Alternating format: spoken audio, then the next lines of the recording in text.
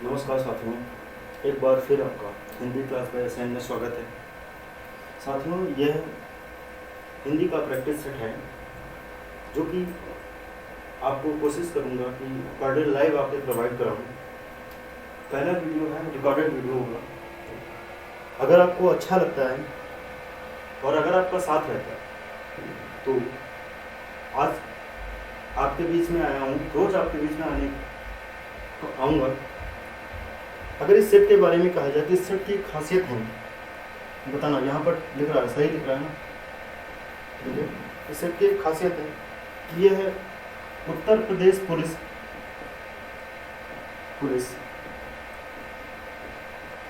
Plus SSC GD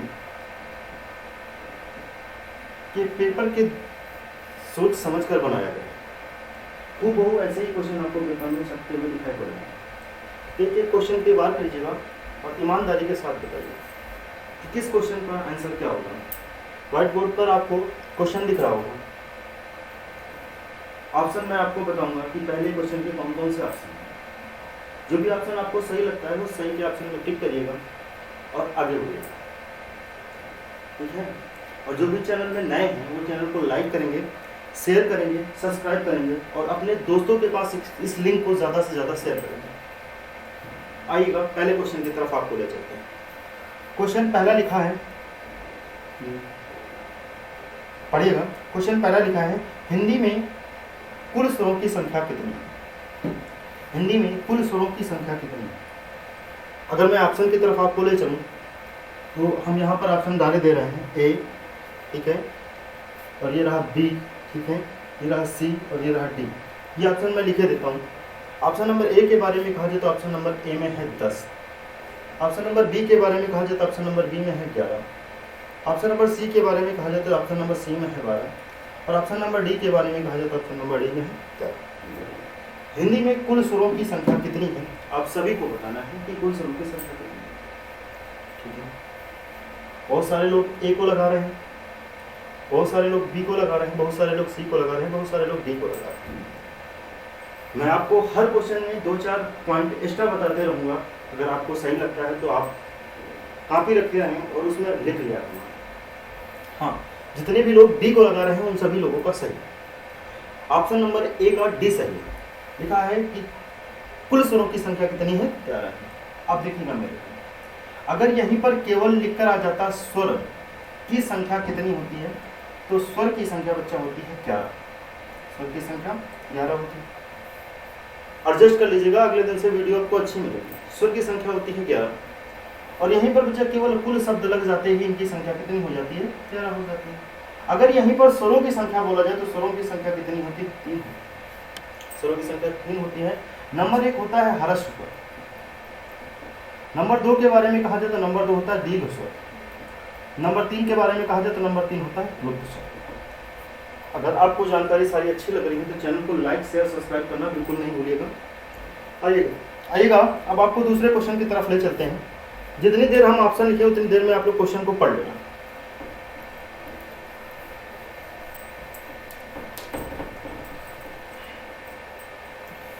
जितनी देर हम option लिखे हैं उतनी देर में सभी लोग क्वेश्चन को जरूर पढ़ लिया करना।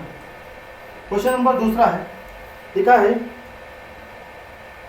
कौन सा स्वर नहीं है? बस स्वर नहीं है तो ऑप्शन नंबर ए के बारे में देखिएगा। ए लिखा है आ, दूसरा देखिएगा लिखा उ, तीसरा देखिएगा लिखा ए और फिर चौथा ऑप्शन लिखा है डा।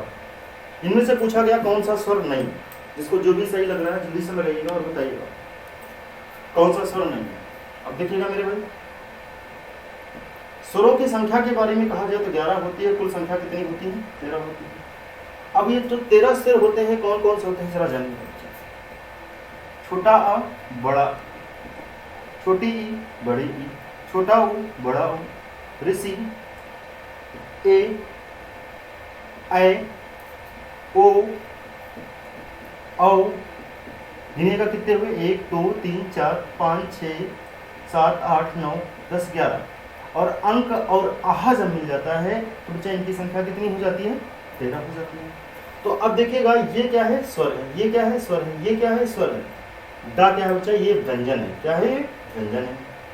आगे अगर व्यंजन के बारे में कहा जाए तो व्यंजन के बारे में जान लीजिएगा, व्यंजन की संख्या कितनी होती है? व्यंजन की संख्या बच्चा 33 होती है और कुल व्यंजनों की संख्या बोला जाए कितनी होती है? 36 होती है। कुल व्यंजन कितने होते हैं? 36 होते हैं। व्यंजन के बारे में एक खासियत और जानेगा, व्यंजन कितने प्रकार के होते हैं? व्यंजन भी 3 प्रकार के होते हैं। नंबर 1 स्पर्श व्यंजन, स्पर्श व्यंजन। नंबर 2 अंतस्थ व्यंजन, अंतस्थ व्यंजन। नंबर 3 ऊष्म या संघर्षी व्यंजन, ऊष्म या संघर्षी व्यंजन। आगे हम आपको बताते रहेंगे। क्वेश्चन नंबर बी में कौन सा है ये बच्चा? क्वेश्चन नंबर दूसरे में ऑप्शन नंबर डी से। जितने लोगों ने ऑप्शन नंबर डी को सही किया है उन सभी लोगों का सही है, बाकी लोग का गलत है। आइएगा अब ले चलते हैं आपको क्वेश्चन नंबर तीसरे की ओर। जितनी देर में हम क्वेश्चन के ऑप्शन लिखे उतनी देर में सभी लोग कमेंट करके, अगर आपको आता रहता है तो कमेंट करके आप लोग बता देना इसका कौन सा सही है। नंबर अगर आपको जानकारी अच्छी लग रही है तो चैनल को लाइक शेयर सब्सक्राइब करना बिल्कुल भी ना भूलिएगा और अपने दोस्तों तक इस लिंक को ज़्यादा से ज़्यादा शेयर जरूर करिएगा।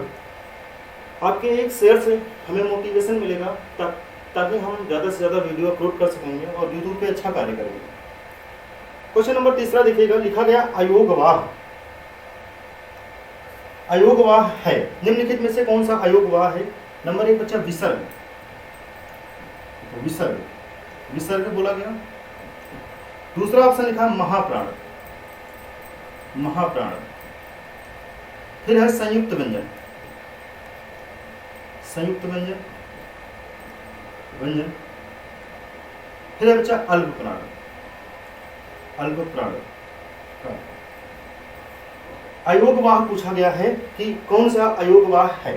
क्वेश्चन नंबर तीसरे में पूछा गया कौन सा अयोगवाह है। जल्दी जल्दी लगाइएगा कौन सा अयोगवाह है, जल्दी जल्दी लगाइएगा। देखिए संयुक्त व्यंजनों के बारे में कहा जाए तो बच्चा संयुक्त व्यंजनों की संख्या कितनी होती है? 4 होती है। संयुक्त व्यंजनों की संख्या कितनी होती है? 4 होती है। विसर्ग के बारे में कहा जाए तो विसर्ग की संख्या बच्चा 2 होती है। कौन कौन से होते हैं? एक अंक होता है, दूसरा आहा होता है। जानकारी अच्छी लग रही है तो चैनल को लाइक शेयर सब्सक्राइब करना बिल्कुल भी ना भूलिए। अल्पप्राण के बारे में कहा जाए तो किसी भी वर्ग का पहला, तीसरा और पांचवा अल्पप्राण होता है। किसी भी वर्ग का पहला, तीसरा, पांचवा अल्पप्राण होता है। और महाप्राण के बारे में कहा जाए तो किसी भी वर्ग का दूसरा और चौथा, ये क्या होता है? महाप्राण। इस क्वेश्चन की तरफ आपको ले चलें। इस क्वेश्चन में पूछा क्या गया था? इस क्वेश्चन में पूछा गया है मेरे भाई, इस क्वेश्चन में पूछा गया है अयोगवाह, पूछा गया अयोगवाह है। तो इसका जो ऑप्शन नंबर सही हो जाएगा, ऑप्शन नंबर ए सही हो जाएगा। विसर्ग क्या होते हैं? अयोगवाह। विसर्ग क्या होते हैं भाई? अयोगवाह होते हैं। क्वेश्चन नंबर तीसरा, जिस लोगों ने ए लगाया है उन सभी का सही है, अन्यथा गलत हो जाएगा। और सभी लोग बाद में कमेंट बॉक्स में अपना स्कोर जरूर बताइएगा कि आपने कितने क्वेश्चन सही किए। और ये जो एक्स्ट्रा जानकारी हम देते हैं ये अपने व्हाइट बोर्ड पे जो लिखते रहते हैं, ये सभी लोग अपनी कॉपी में जरूर छाप लिया करें। आइएगा क्वेश्चन नंबर अगले तरफ ले चलता हूँ। क्वेश्चन नंबर चौथा। जितनी देर में मैं आपको ऑप्शन लिखूँ उतनी देर में आप लोग क्वेश्चन को पढ़ लिया करना। क्वेश्चन नंबर चौथा है अघोष वर्ण है। बच्चा पहला ऑप्शन लिखा अ, फिर लिखा ज, फिर लिखा ह, फिर लिखा स। क्वेश्चन नंबर चौथा कहा गया अघोष वर्ण है। अघोष वर्ण, अघोष, देखो अघोष, अघोष, देखो आ का मतलब होता है नहीं। अगर हिंदी में कहीं पर भी आ उपसर्ग आपको दिखाई पड़ जाता है, हिंदी में कहीं पर भी आ उपसर्ग दिखाई पड़ जाता है तो आ का मतलब होता है नहीं। और घोष का मतलब होता है स्वर तंत्रियों में कंपन, स्वर तंत्रियों में कंपन, में कंपन। नहीं हो स्वर तंत्रियों में कंपन वो क्या कहलाता है भैया? अघोष कहलाता है। नहीं हो स्वर तंत्रियों में कंपन वो सब क्या कहलाते हैं? अघोष कहलाते हैं। इस क्वेश्चन में देखिएगा कहा गया है कौन सा अघोष नहीं, जरा कैसे से देखिएगा कौन सा अघोष नहीं। ठीक है, अघोष। तो अब देखिएगा अघोष के बारे में कहा जाए तो अघोष किसी वर्ग का पहला, दूसरा, ये क्या होता है? अघोष होता है। किसी भी वर्ग का पहला, दूसरा क्या होता है? अघोष होता है। और उसी जगह एक बात और कह दिया जाए कि तीनों प्रकार के सा, जैसे ये सा हो जाती है, फिर ये सा हो जाती है और ये सा हो जाती है, ये सा तीनों प्रकार के ये भी क्या होते हैं भाई? अघोष होते हैं।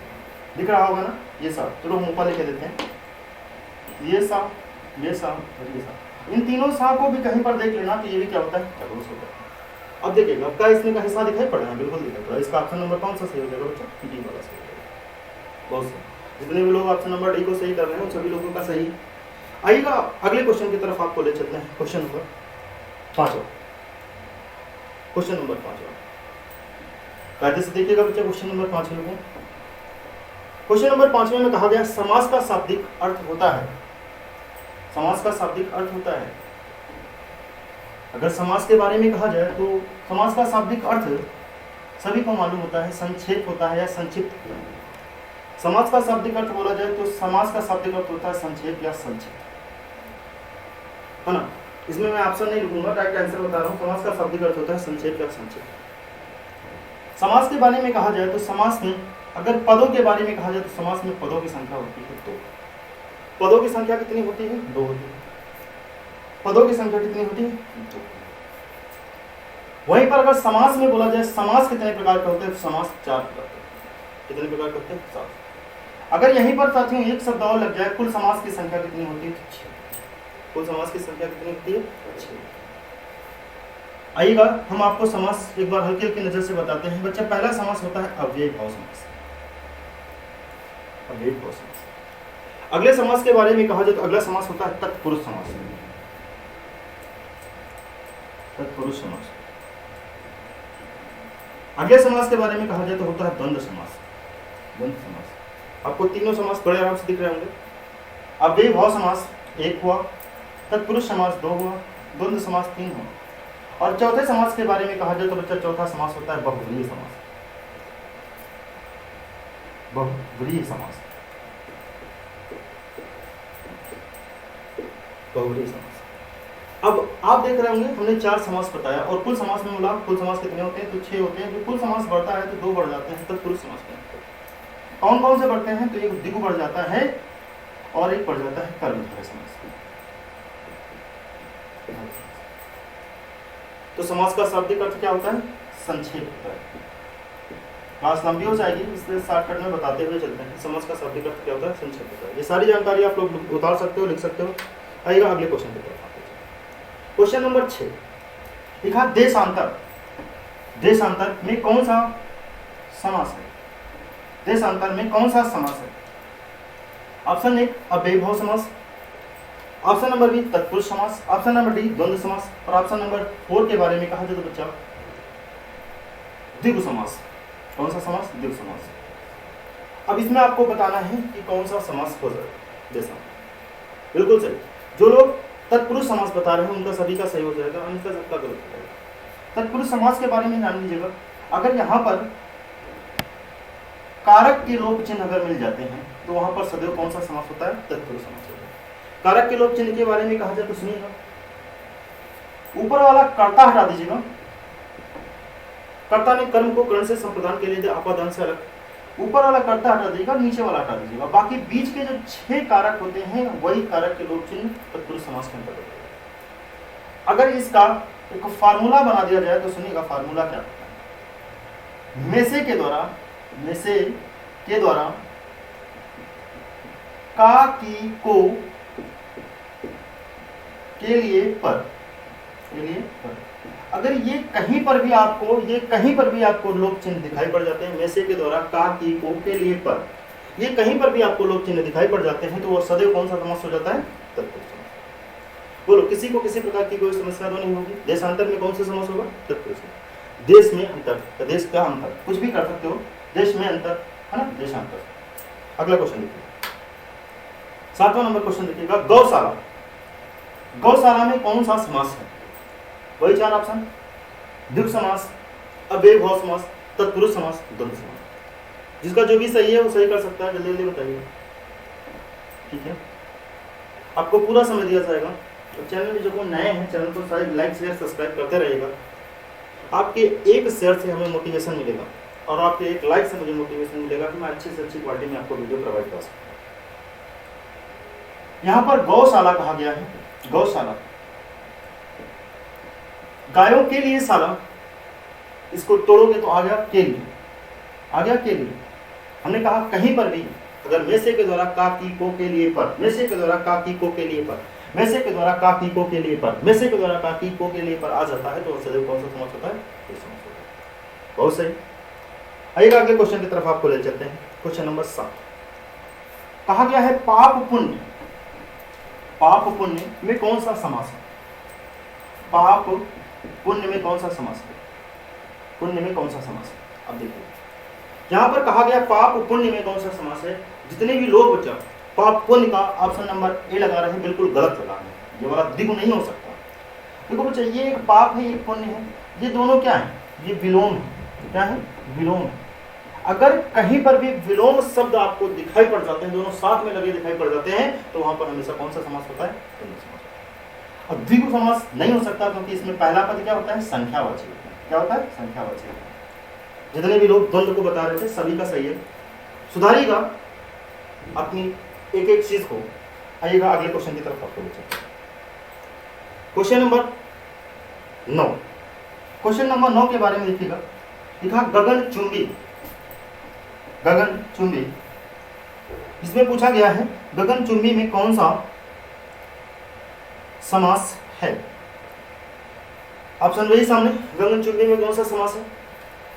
अगर इसको गगन चुंबी को तोड़ोगे तो गगन को चूमू या गगन को चूमने, तो बच्चा यहाँ पर कौन सा समास हो जाएगा? तत्पुरुष समास हो जाएगा। हमने कहा कहीं पर भी कारक के लोप चिन्ह अगर आपको दिखाई पड़ते तो सदैव तत्पुरुष समास होता है। इस बात को अपने दिमाग में सेट कर देना। नेक्स्ट क्वेश्चन की तरफ आपको ले चलते हैं। 9 क्वेश्चन तक आपको कोई परेशानी नहीं हुई होगी। जो एक्स्ट्रा फैक्ट मैं बता रहा हूँ वो सारी चीज लिखते हैं। अगला है पीपल पात सरिस मन डोला। आपको अगर क्वेश्चन अच्छे लग रहे हैं, क्वेश्चन का लेवल अच्छा बन रहा है, हो सकता है कि व्हाइट बोर्ड पे आज क्वालिटी अच्छी ना दिख रही हो, लेकिन लाइक करिएगा, शेयर करिएगा, सब्सक्राइब करिएगा, आपको अच्छी वीडियो भी प्रोवाइड कराना शुरू करेंगे। आगे लिखा पीपर पात सरिस मन डोला। आइएगा ऑप्शन नंबर 1 देखिएगा। ऑप्शन नंबर 1 देखिएगा। हाँ, यमक अलंकार। बी श्लेष, सी अनुप्रास,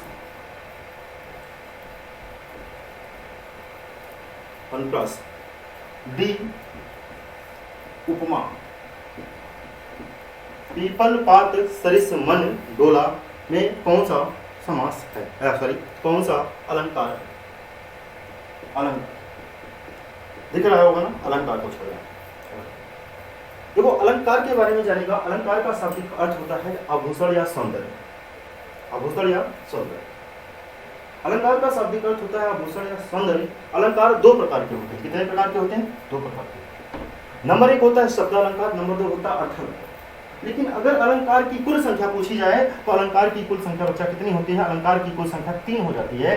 इसमें एक अलंकार और बढ़ जाता है जिसका नाम होता है उभय अलंकार। शब्द के माध्यम से काव्य की शोभा बढ़ाने वाले शब्दों को शब्द अलंकार कहते हैं। अर्थ के माध्यम से काव्य की शोभा बढ़ाने वाले शब्दों को अर्थ अलंकार कहते हैं, और दोनों के माध्यम से काव्य की शोभा बढ़ाने वाले शब्दों को उभय अलंकार। देखिएगा यहां पर कहा गया पीपल पात सरिस मन डोला। यह अलंकार एक टॉपिक में हम पूरा पढ़ा देंगे किसी दिन आपको, लेकिन एक बात जानिएगा, कहीं पर सम मिल जाए, समान मिल जाए, सरिस मिल जाए, सरिस मिल जाए, सा मिल जाए, आदि, अगर ऐसे शब्द कहीं पर भी आपको देखने के लिए मिलते हैं तो 99% वहां पर अलंकार हो जाता है उपमा। जितने भी लोग ऑप्शन क्वेश्चन नंबर 10 का ऑप्शन नंबर डी बता रहे हैं उपमा अलंकार, उन सभी का सही है। चैनल को लाइक करें, शेयर करें, सब्सक्राइब जरूर करें। आइए अगले क्वेश्चन की तरफ आपको लेते हैं। Question number 11। क्वेश्चन नंबर 11 में है चरण कमल बंदो हरिराई। चरण कमल बंदो हरिराई में पूछा गया है कि कौन सा अलंकार होगा। ऑप्शन नंबर ए यमक अलंकार, ऑप्शन नंबर बी श्लेष अलंकार, ऑप्शन नंबर डी अनुप्रास अलंकार, ऑप्शन नंबर डी अनुप्रास अलंकार, और ऑप्शन नंबर सी अनुप्रास अलंकार, ऑप्शन नंबर डी रूपक अलंकार। चरण कमल बंदो हरिराई। आइएगा एक शॉर्टकट बात को तरीका बताता हूं। यहां पर ये जो योजक चिन्ह होता है ना, अगर किसी भी दो चीजों के बीच में अगर योजक चिन्ह आपको दिखाई पड़ जाता है तो 90% वहां पर चांस क्या होते हैं, रूपक अलंकार। 90% वहां पर चांस होते हैं रूपक अलंकार। अगर रूपक अलंकार के बारे में कहा जाए तो यहां पर रूपक अलंकार के बारे में कहा जाए तो योजक चिन्ह आपको दिखाई पड़ जाते हैं तो वहां पर रूपक अलंकार होता है। और देखिएगा यहाँ पर चरण कमल, इनके दोनों के बीच में योजक चिन्ह आपको दिख रहा होगा, तो यहाँ ऑप्शन नंबर कौन सा सही हो जाएगा, डी वाला सही होगा। अगले क्वेश्चन की तरफ आपको ले चलता हूँ। Next question, question number 12। Question number 12 देखिएगा, लिखा है फूले कास सकल महिझाई जन वर्षा ऋतु प्रकट बुझाई। फूले कास सकल महिझाई जन वर्षा ऋतु प्रकट बुझाई में कौन सा अलंकार है, में कौन सा अलंकार है?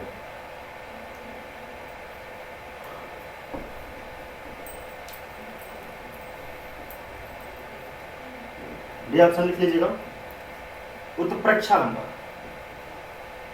फूले कास सकल महिझाई जन वर्षा ऋतु प्रकट बुझाई। इसमें भी जानिएगा वाचक शब्द, वाचक शब्द नोट करते रहिएगा, स्टॉप फैक्ट है। वाचक शब्द बोला जाए उत्प्रेक्षा अलंकार में वाचक शब्द बच्चा जन जानो, जन जानो, मन मानो, जनहु मनहु आदि अगर ऐसे शब्द आपको कहीं पर भी दिखाई पड़ जाते हैं तो वहां पर उत्प्रेक्षा। यहां पर देखिएगा जन वर्षा ऋतु प्रकट बुझाई, यहां पर जन मिल गया और हमने आपको बताया कि जन जानो, मन मानो, जनक मनो आदि मिल जाए तो कौन सा अलंकार होगा, उत्प्रेक्षा अलंकार हो जाएगा। ऑप्शन नंबर कौन सा मिलेगा? 12 क्वेश्चनों में आपको किसी भी प्रकार की कोई दिक्कत नहीं होगी। इसी तरीके से चैनल में बने रहें, चैनल को लाइक करें, शेयर करें, सब्सक्राइब करें और अपने दोस्तों तक भेजें। इस लिंक को ज्यादा से ज्यादा लोगों के पास शेयर करें। फिर मैं आपको बता रहा हूं, आपका एक लाइक और एक शेयर मैं आपको इससे भी बेटर वीडियो बना के दिखाऊंगा और इससे भी बेटर तरीके से मैं आपको बता सकता हूं। एकदम सरल और सहज भाषा है। और बात रही उत्तर प्रदेश पुलिस की, तो अगर मैं आपको इसी तरीके से पर डे क्लास प्रोवाइड कराता रहा हिंदी में, तो एक चीज जानिएगा कि हिंदी में अगर 37 क्वेश्चन आते हैं तो एक भी क्वेश्चन आपके नोट से अलग नहीं आएगा। इस बात की गारंटी देता हूं, 100% वादा करता हूं। एसएससी जीडी के बारे में कहा जाए तो बच्चा एसएससी जीडी में 25 क्वेश्चन मतलब 25 क्वेश्चन आते हैं, वो भी क्वेश्चन आपके ही नोट से आएंगे। Uttar Pradesh police SSC GD के पेपर को दृष्टिकोण से ये क्लास बनाई जा रही है और इस क्लास की वैल्यू उसे मालूम होगा जो कोई एक आधी बार उत्तर प्रदेश पुलिस में मार्क। हर क्वेश्चन आपके लिए इंपॉर्टेंट होगा। 13 नंबर क्वेश्चन लिखिएगा, लिखा है रूपक का शाब्दिक अर्थ होता है। इस क्वेश्चन में आपको कहा जाए तो बिना ऑप्शन के आप लोग नहीं लगा सकते, ऑप्शन लिखना जरूरी है। तो पहला ऑप्शन लिखिएगा उपमेय, उपमान की समानता, दिख रहा होगा। दूसरा उपमेय, उपमान के अभेद में।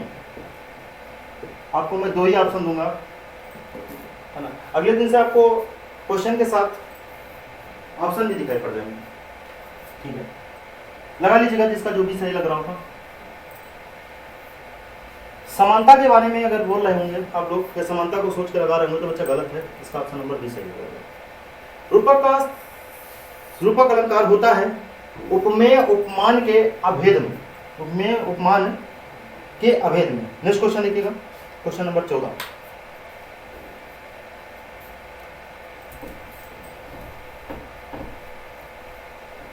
क्वेश्चन नंबर 14 में लिखा है ज्यों ज्यों बूढ़े श्याम रंग त्यों त्यों उज्जवल होए, इस पंक्ति में कौन सा अलंकार है? ज्यों ज्यों बूढ़े श्याम रंग त्यों त्यों उज्जवल होए, इस पंक्ति में कौन सा अलंकार है? ज्यों ज्यों बूढ़े श्याम रंग त्यों त्यों उज्जवल हुए, इस पंक्ति में कौन सा अलंकार है? पहला ऑप्शन देखिएगा, उत्प्रेक्षा। उत्प्रेक्षा बताइए, क्या जन जानो मन मानो जनो मनो दिखाई पड़ा? नहीं दिखाई पड़ा, तो बच्चा उत्प्रेक्षा हो सकता है? नहीं हो सकता। आगे यमक अलंकार, क्या एक जैसे दो शब्द दिखाई पड़े? नहीं दिखाई पड़े, यहां पर भी हो सकता है? नहीं हो सकता। तीसरा उपमा अलंकार, सदिश सम समान कहीं पर दिखाई पड़ा? नहीं दिखाई पड़ता, ये भी नहीं हो सकता। तो ऑप्शन नंबर डी क्या है बच्चा? विरोधाभास, है ना। आप ऑप्शन की मदद से भी क्वेश्चन को काटना सीखो। विरोधाभास, विरोधाभास, इसका कौन सा सही हो जाएगा? डी वाला सही होगा, विरोधाभास इज द करेक्ट आंसर। आइएगा 15वें क्वेश्चन की तरफ आपको ले चलते हैं। नेक्स्ट क्वेश्चन, अगला कहा गया है रसों की संख्या। कहा गया है रसों की संख्या, रसों की सही संख्या ज्ञात कीजिए। रसों की सही संख्या ज्ञात कीजिए। ऑप्शन नंबर ए देखिएगा 9, option number B 8, option number C 11, option number D 33। 9, 8, 11, 33। पहली चीज, रस का शाब्दिक अर्थ क्या होता है? रस का शाब्दिक अर्थ होता है आनंद या खुशी। आनंद या खुशी। उत्तर प्रदेश पुलिस 2018 के पेपर में यही क्वेश्चन पूछा गया, रस का शाब्दिक अर्थ क्या होता है? आनंद या खुशी। रस के बारे में कहा जाए तो 3 क्वेश्चन यहां से बनते हैं। पहला क्वेश्चन, रसों की संख्या कितनी है? अगला क्वेश्चन, रसों की कुल संख्या कितनी है? अगला क्वेश्चन, भरत मुनि के अनुसार रसों की संख्या कितनी होती है? भरत मुनि के अनुसार रसों की संख्या कितनी है? पहला क्वेश्चन, रसों की संख्या कितनी होती है? अगला, रसों की कुल संख्या कितनी होती है? अगला, भरत मुनि के अनुसार रसों की संख्या। रसों की संख्या के बारे में कहा जाए तो रसों की संख्या बोला जाए तो रसों की संख्या 9 होती है। कितनी होती है? 9। रसों की कुल संख्या कितनी होती है? 12 होती है। व्यक्ति आए भरत मुनि लग जाए तो भरत मुनि के रसों की संख्या कितनी होती है?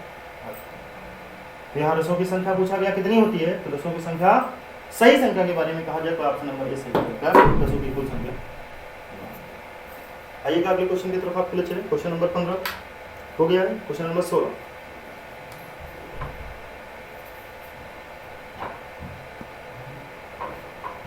क्वेश्चन नंबर 16 देखिएगा,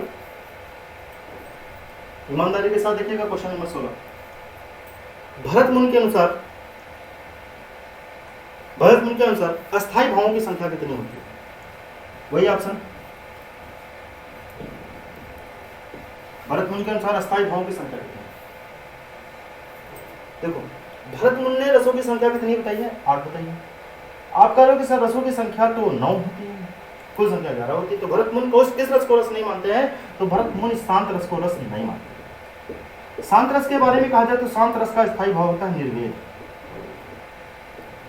भरत मुनि शांत रस को रस नहीं मानते हैं और शांत रस का स्थायी भाव होता है निर्वेद। तो अगर इन्होंने रसों की संख्या 8 बताई है ना, तो इनके स्थायी भाव भी कितने होंगे? 8 होंगे। तो भरत मुनि के अनुसार स्थायी भावों की संख्या कितनी हो जाएगी? 8 हो जाएगी। 16 वाले क्वेश्चन का बच्चा ऑप्शन नंबर बी सही। जितने भी बच्चे ऑप्शन नंबर बी को सही टिक लगा रहे हैं उनका सही है, अन्यथा गलत है। इस क्वेश्चन को इंपॉर्टेंट मानिएगा और ये जो एक्स्ट्रा जानकारी दिया हूँ इस क्वेश्चन को भी इंपॉर्टेंट मान लीजिएगा और अपने कॉपी में लिखते रहना। ये भविष्य की क्वेश्चन है और हो सकता है कि अगले वाले सेशन में यही क्वेश्चन आपको दिखेगा। 17 नंबर क्वेश्चन, 17 नंबर क्वेश्चन, फिर वही क्वेश्चन, अस्थायी भावों की कुल संख्या, अस्थायी भावों की संख्या कितनी है? इस क्वेश्चन को इंपॉर्टेंट डाल लीजिएगा। अस्थायी भावों की संख्या कितनी होती है? ऐसे बोला जाए कि अस्थायी भावों की कुल संख्या कितनी होती है, तो बच्चा 11 रस होते हैं तो 11 अस्थायी भाव होती है। भरत मुनि के अनुसार 8 अस्थायी भाव होते हैं। अस्थायी भावों की संख्या पूछा जाए तो अस्थायी भावों की संख्या बच्चा कितनी होती है? 9 होती है। ऑप्शन नंबर ए बिल्कुल सही होगा। 17 नंबर क्वेश्चन। 18 नंबर क्वेश्चन देखिएगा, कहा गया है भरत मुनि के अस्थायी भाव, क्वेश्चन देख लें, भरत मुनि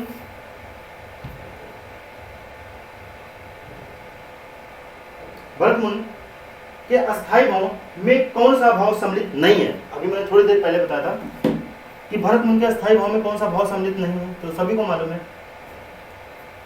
शांत रस सम्मिलित नहीं है, तो शांत रस का स्थायी भाव क्या होता है? निर्वेद होता है ना। ऑप्शन लिखने की कोई जरूरत नहीं होनी चाहिए। इसका बच्चा कौन सा सही हो जाएगा? निर्वेद सही हो जाएगा।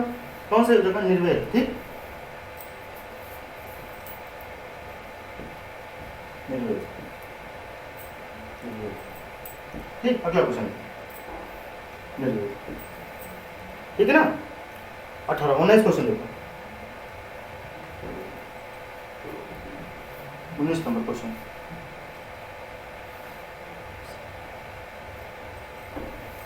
उन्नीस नंबर क्वेश्चन देखिएगा। मातृभूसी मातृभू है, अन्य से तुलना नहीं। मातृभूसी मातृभू है, अन्य से तुलना नहीं। मातृभूसी मातृभू है, अन्य से तुलना नहीं। छंद पूछा गया, छंद। छंद मात्रा लगाइएगा, जल्दी जल्दी लगाइएगा सभी लोग। मात्रा लगाएगा, हमने आपको क्लास में सिखाया था। अभी किसी दिन यूट्यूब पे एक पूरी वीडियो अपलोड कर दूंगा छंद की, जिससे आप सभी लोग सीख सकें छंद को कैसे जाना जाता है, कैसे पहचानते हैं। ठीक है, मात्रा सभी लोगों ने लगाया होगा। ऑप्शन नंबर 1 के बारे में कहा जाए तो दोहा लिखा है, दिख रहा है साफ साफ। ऑप्शन नंबर बी के बारे में कहा जाए तो लिखा सरोठा, सरोठा। ऑप्शन नंबर सी के बारे में कहा जाए तो लिखा गीतिका, गीतिका। ऑप्शन नंबर डी के बारे में कहा जाए तो इंदिरा लिखा है। ये 4 ऑप्शन है।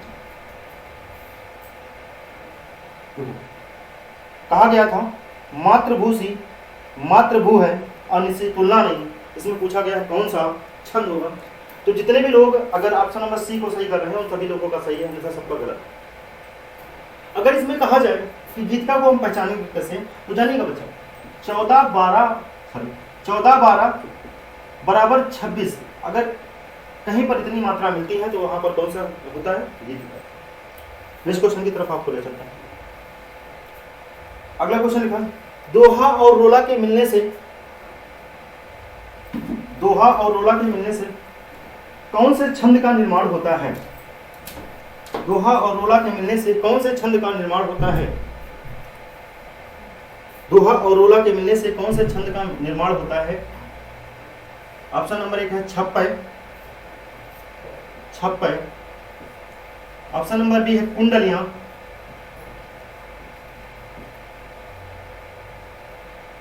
कुंडलियां। है हर गीत का बरबई। दोहा और रोला, दोहा और रोला से किस छंद का निर्माण होता है? आइए मैं इसकी ट्रिक बताता हूं। ट्रिक, दोहा में सिर्फ आप निकालो 2। क्या निकालो? 2। दोहा से निकालो 2, रोला से निकालो रो। दोहा से निकालो 2 और रोला से निकालो रो। 2 क्या पहनना आपको? कुंडल।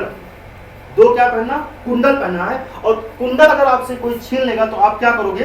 रोगे। इससे क्या होगा? दोहा और प्लस रोला से मिलकर बच्चा किसका निर्माण होता है? कुंडलियों का निर्माण होता है। बहुत सही। जितने भी लोग ऑप्शन नंबर बी को सही कर रहे हैं उनका सभी का सही है। आइएगा next question. 21 number question. 21 number question लिखा है, वीर या आल्हा किस जाति के छंद है? वीर या आल्हा किस जाति के छंद है? इंपॉर्टेंट क्वेश्चन डाल लीजिएगा। वीर या आल्हा किस जाति के छंद है?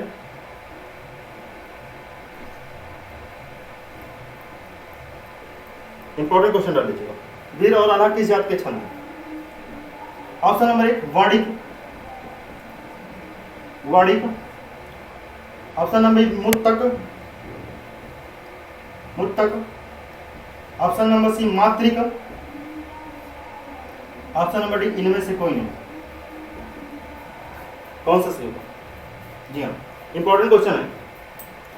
मात्रिक होगा। क्या होगा? मात्रिक होगा। नेक्स्ट क्वेश्चन की तरफ आपको ले चलते हैं। Question number 22। अर्धसमात्रिक जाति का छंद है। अर्धसमात्रिक जाति का छंद है। अर्धसमात्रिक जाति का छंद है। Question number 22। रोला क्या सही होगा? चौपाई, चौपाई, दोहा, कुंडलियां।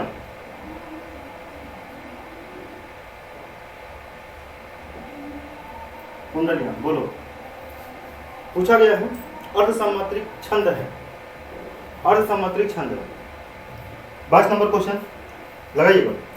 रोला, चौपाई, दोहा, कुंडलियां। रोला, चौपाई, कुंडलियां, जल्दी जल्दी लगाइएगा। जी हाँ, जिन बच्चों का दोहा लगा है उन सभी बच्चों का सही है, अन्यथा सबका गलत है। क्वेश्चन नंबर 22 तक आपको किसी भी प्रकार की कोई दिक्कत नहीं है। टोटल बच्चा 25 क्वेश्चन करवाएंगे, 25 क्वेश्चन। अगर सारे क्वेश्चन का लेवल अच्छा लग रहा है तो चैनल को लाइक शेयर सब्सक्राइब करना बिल्कुल ना भूलें। अच्छे अच्छे वीडियो आपको रोज मिलेंगी। हो सकता है कि आज पिक्चर की क्वालिटी में थोड़ी बहुत कमी दिख रही होगी, इस क्वालिटी को भी जल्दी जल्दी सुधारा जाए। 23 नंबर क्वेश्चन लिखिएगा। ये क्वेश्चन बहुत इंपॉर्टेंट क्वेश्चन है। इसके अधिकांश बच्चे सही आंसर दे सकते हैं क्योंकि ये बहुत चर्चित पूछा जाता है। आपने सुना होगा, जय हनुमान ज्ञान गुण सागर, जय कपीस तिह लोक उजागर में कौन सा छंद है?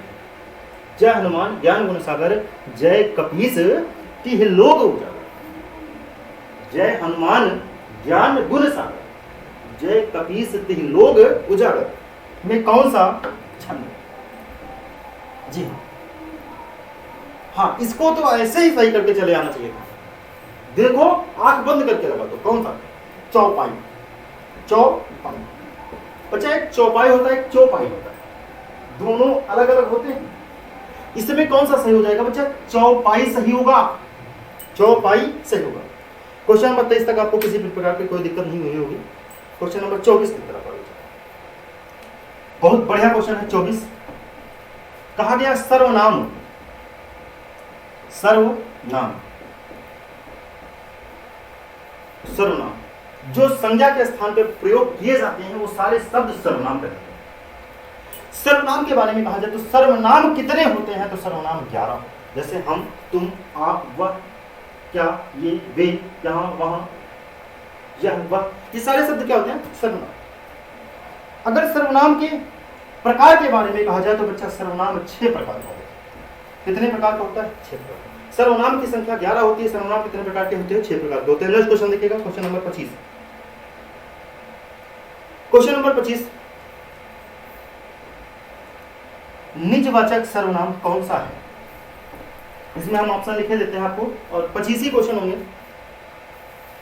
जो भी बच्चा शुरू से आखिरी तक जुड़ा होगा उसको कुछ ना कुछ तो एक्स्ट्रा जानकारी जरूर मिली होगी। वो सारी जानकारी अपने कॉपी में लिखते रहना और विश्वास मानिएगा एक दिन आपको हिंदी में सबसे अलग जो है दिखाई पड़ जाओगे। बस केवल शुरू से आखिरी तक लगे रहना हमारे साथ में।